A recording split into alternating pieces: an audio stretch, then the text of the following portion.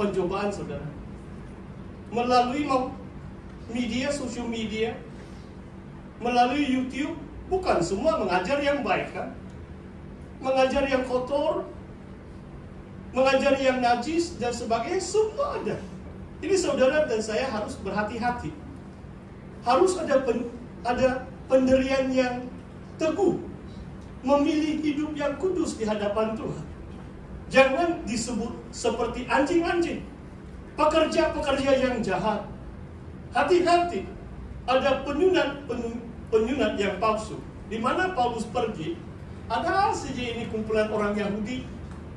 Tidak cukup kamu percaya, tidak cukup itu anugerah Yesus Kristus yang diberitakan Paulus. Kamu harus disunat. Saudara tahu sunat, kan? Tapi Paulus menentang mereka berhabisan.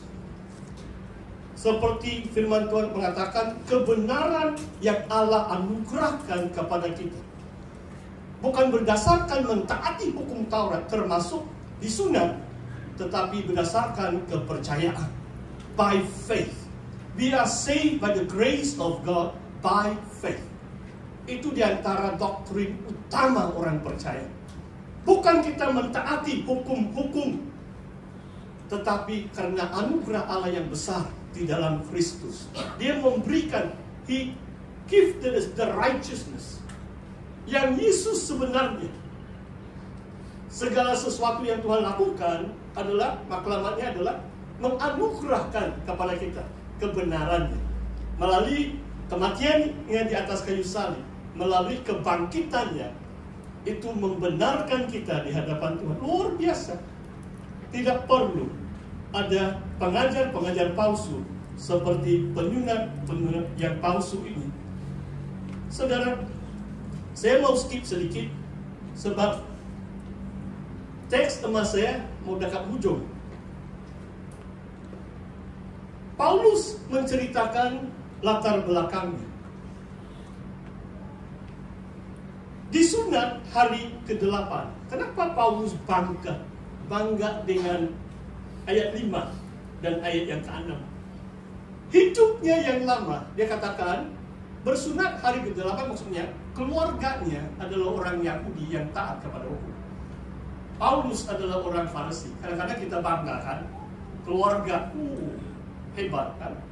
Sebab coba kamu lihat Paulus, kalau dia bayi yang 8 hari, dia tahu kan itu? Dia tidak tahu apa-apa, kan? Siapa yang ingat waktu kamu baru berusia 8 hari? Tiada, kan?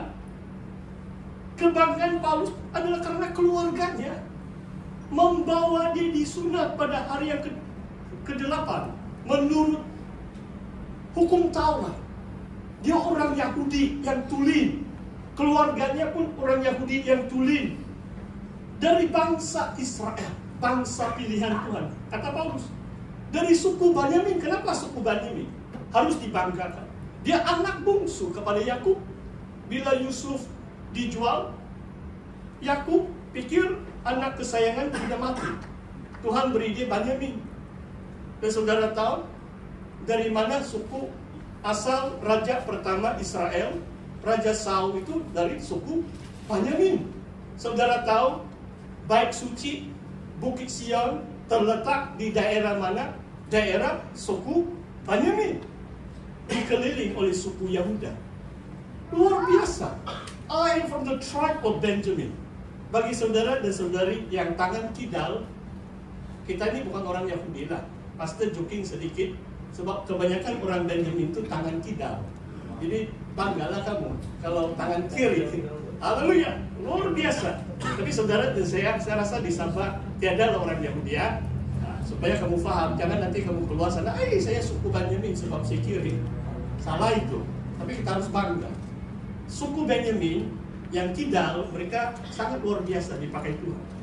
Orang Ibrani asal. Apa maksud di sini? Maksudnya Paulus fasih berbicara dalam bahasa Ibrani, Hebrew, of all Hebrew.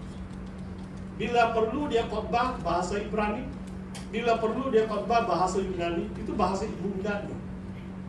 Luar biasa. Tentang pendirian terhadap hukum Taurat, aku orang Farisi. Abad yang pertama Masihi, orang Farisi duduk bersama orang Sadiki dalam majelis agama yang menghukum Yesus. Orang-orang Farisi lah yang duduk sebagai pemimpin agama utama. Jadi Paulus katakan hidup saya yang lama, saya orang Farisi. Dia pemimpin agama. Dan kalau saudara tahu dalam Kisah Rasul, dia dapat surat kebenaran dari imam besar untuk pergi ke Syria, Damsyik, untuk menangkap orang percaya kepada Kristus. Ini sebelum Paulus mengenali Tuhan Yesus. Tentang kegiatan penganiayaan jemaah, tentang mungkin di sini ayat 6 is the zeal. Paulus mengatakan dia orang yang sungguh-sungguh, tidak begitu jelas dalam ayat yang ke-6. As for zeal, I was the persecutor of the church. Maksudnya satu kelebihan Paulus, dia tidak pernah buat apapun separuh hati. Saudara paham maksud saya? Waktu dia jadi rasul itu, sebenarnya pertumbuhan gereja seluruh Eropa 100 tahun yang pertama, orang yang paling dipakai Tuhan adalah Paulus. Kalau tidak, mungkin hanya kumpulan kecil-kecil saja di Yudea, di Israel, di Antioquia, tempat-tempat di situ saja. Karena Paulus, because of his zeal for God. Luar biasa. Minggu yang lalu, pastor katakan kalau Tuhan suruh kita jalan 1 batu, jalanlah 2 batu. Kadang-kadang kita tidak cukup zealous, zeal for God. Pastor mau tanya saja, tidak minta angkat tangan. Berapa orang yang kamu jemput datang di gereja sempena Paskah ini? Berapa? Pastor juga bukan terlalu ramai lah. Sampai saya di tangga dibawa, saya masih dijemput itu. Dia berasap-asap begitu. Tapi saya brother, let's come, dia bilang. Nanti dia bilang, saya tidak mau sebut nama gereja, nanti kamu malu. Dia bilang, saya berbakti sana, Bang. Sama saja. Saya bilang sama. But come visit once, dia bilang. Saya jemput dia lagi. Dia macam begini. Sedang dia berasap-asap. Haleluya. Saudara, kalau saudara tahu di antara kelebihannya, saudara, ini bukan hukum Taurat. Satu kebanggaan orang jemaah yang bergelar jemaah sidang Injil Borneo, tidak minum, tidak merokok. Jangan lepaskan itu, saudara. Tidak minum, tidak merokok. Luar biasa. Tapi jangan kamu rasa kamu terlalu benar.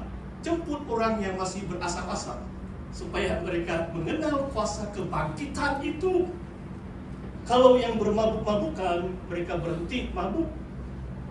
Kuasa kebangkitan Tuhan merubah hidup saudara, supaya saudara mentaati dia dengan sepenuh hati. As for zeal, I was the persecutor of the church. Itu kebanggaan Paulus sebelum dia bertemu dengan Yesus. Tentang kebenaran mentaati hukum Taurat, aku tidak bercacat. Luar biasa kan? Kadang-kadang ini hukum Taurat ini 613 perintah-perintah. Paulus berani katakan mengenai mentaati hukum Taurat, aku tidak bercacat. Kalau sekarang 10 hukum pun, saya pun tidak begitu berani ya. Apalagi 613 hukum. Maksudnya Paulus begitu orang yang begitu luar biasa. Dia pikir itulah cara berkenan kepada Tuhan. Dia mentaati hukum Taurat sepenuhnya, tidak separuh hati, tidak separuh hati. Perhatikan ayat 7, saudara. Tetapi apa yang dahulu merupakan keuntungan bagiku, sekarang kuanggap rugi karena Kristus. Malahan segala sesuatu kuanggap rugi karena pengenalan akan Kristus Yesus Tuhanku lebih mulia daripada semuanya. Wah, luar biasa, saudara. Saudara, kamu tahu cerita Ayub? Ayub diuji oleh Tuhan luar biasa. Tiba-tiba dia jatuh sakit. Mungkin ada 101 jenis penyakit melekat dengan badannya. Gatal pun tidak habis gatal, garuk pun tidak dapat. Sampai 3 teman dia datang itu, konon menghiburkan dia. Akhirnya Tuhan mengatakan, hai kawan-kawan Ayub, kamu yang bersalah. Sedangkan penghiburan mereka, kalau kamu baca ini kitab Ayub, macam munasabah tahu, macam baik. Tetapi saudara, waktu Ayub bertanya, bersoal jawab, berulang kali, macam dia bersungut, dia complain to God. Sebab siapa tidak complain kan? 2-3 tahun sakit, tidak tahu boleh hidup keesokan harinya.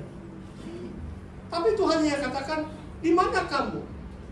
Waktu aku menciptakan semesta alam, di mana engkau Ayub? Waktu aku menciptakan